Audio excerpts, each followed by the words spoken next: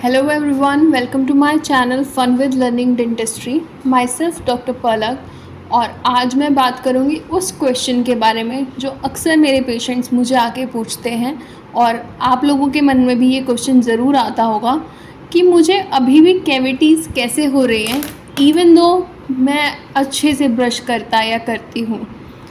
कुछ भी बहुत ज़्यादा इससे ज़्यादा फ्रस्ट्रेटिंग नहीं है और पेनफुल कि आपको पता चले कि आपके मुंह के अंदर कैविटीज़ हैं। इवन जब आप बहुत अच्छे से ब्रश कर रहे हैं अपने दांतों को ट्वाइस अ डे, बहुत पेशेंट्स शॉक हो जाते हैं और कंफ्यूज हो जाते हैं। और आफ्टर ऑल हमें यही तो बताया गया है ना कि ब्रशिंग ही मोस्ट इम्पोर्टेंट फैक्टर है डेंटल हेल्थ के लिए। अनफॉर्चुनेटली ब्रशिंग अकेला आपकी कैविटीज़ को प्रिवेंट नहीं कर सकता। जेनेटिक्स, फ्लॉसिंग और सोडा इनटेक ये सब भी आपके ओरल हेल्थ में एक इम्पॉर्टेंट पार्ट प्ले करते हैं। अगर आपको सस्पेक्ट है, अगर आपको लगता है कि आपको कैविटीज़ हो रही हैं डिस्पाइट आप बहुत अच्छे से अपने दांतों का केयर करते हैं, तो ये वीडियो आपके लिए है। जब पेशेंट एक्सप्रेस करते हैं कि उनको नया कैविटी हो गया तो सरप्राइज़ उनको होता है बहुत ज़्यादा। तो पहला क्वेश्चन जो वो मुझसे पूछते हैं कि हमें क्यों हुआ, तो जो डेंटिस्ट उनसे पूछता है वो पूछता है कि क्या आप फ्लॉस भी करते हैं। तो कभी कभी मोस्टली आंसर आता है कि नहीं।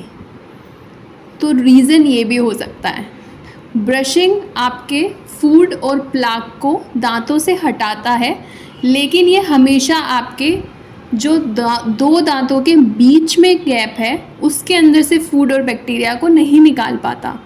बहुत सारे एडल्ट की जो कैविटीज़ हैं वो दांतों के बीच में होती हैं। इन्हें हम इंटरप्रॉक्सिमल कैविटीज़ कहते हैं। जब आप खाने और बैक्टीरिया को दांतों के बीच में रहने देते हैं तो बैक्टीरिया आपके दांत के इनेमल को खाना स्टार्ट कर देता है और दांत को खाना स्टार्ट कर देता है, जिसकी वजह से वहाँ पे एक कैविटी बन जाता है, एक खड्डा बन जाता है। एक बार कैविटी बनना स्टार्ट हो गया तो कोई भी ऐसा तरीका नहीं है जिससे हम इसको रिवर्स कर सके, आपको उसको फिल कराना ही पड़ेगा। सिर्फ फ्लॉसिंग और ब्रशिंग रेगुलरली भी आपको हेल्प नहीं करेगी क्योंकि कुछ और फैक्टर्स भी हो सकते हैं। तो अब हम देखेंगे कि और कौन से फैक्टर्स होते हैं, क्योंकि बहुत सारे पेशेंट्स हैं जो कि ब्रश भी कर रहे हैं, फ्लॉस भी कर रहे हैं, बट स्टिल उनको कैविटीज़ हो रहा है।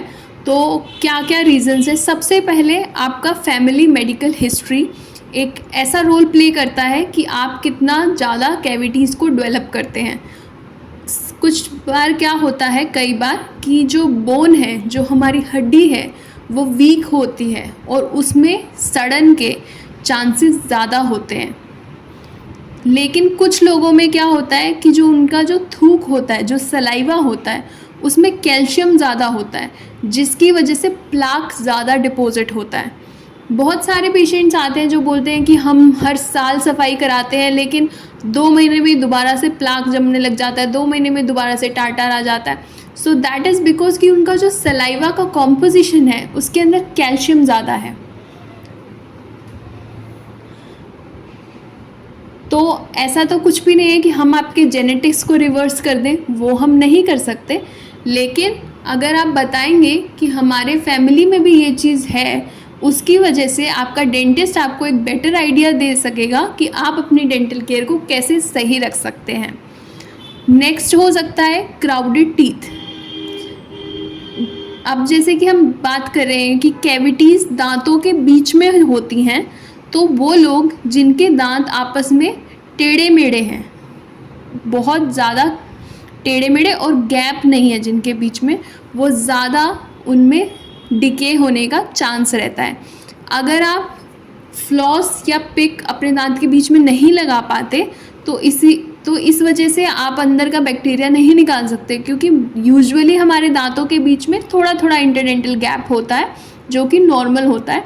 बट जिन लोगों में बहुत ज़्यादा आपस में मिले हुए दांत है, क्राउडिंग है, उन लोगों में आप फ्लॉस कर ही नहीं सकते, क्योंकि वो फ्लॉस बीच में जाता ही नहीं है, जिसकी वजह से वहाँ पे आप बैक्टीरिया को नहीं निकाल पाते।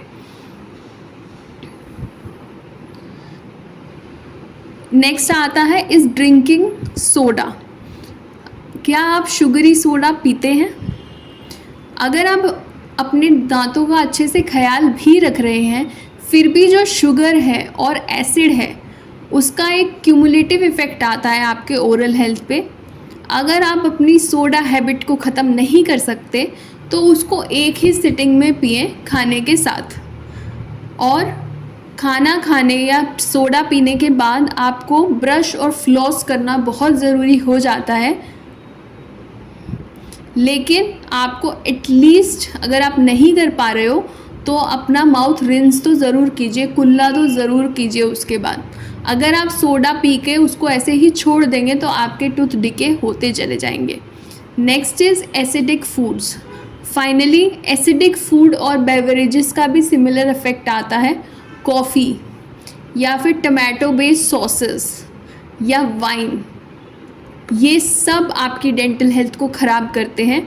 ब्रश और फ्लॉस कीजिए अगर आप कुछ एसिडिक खा रहे हैं तो अगर आप रिंस भी कीजिए, अगर आप ब्रश नहीं कर सकते, उसकी वजह से थोड़े से इफ़ेक्ट्स इसके ख़त्म हो जाएंगे।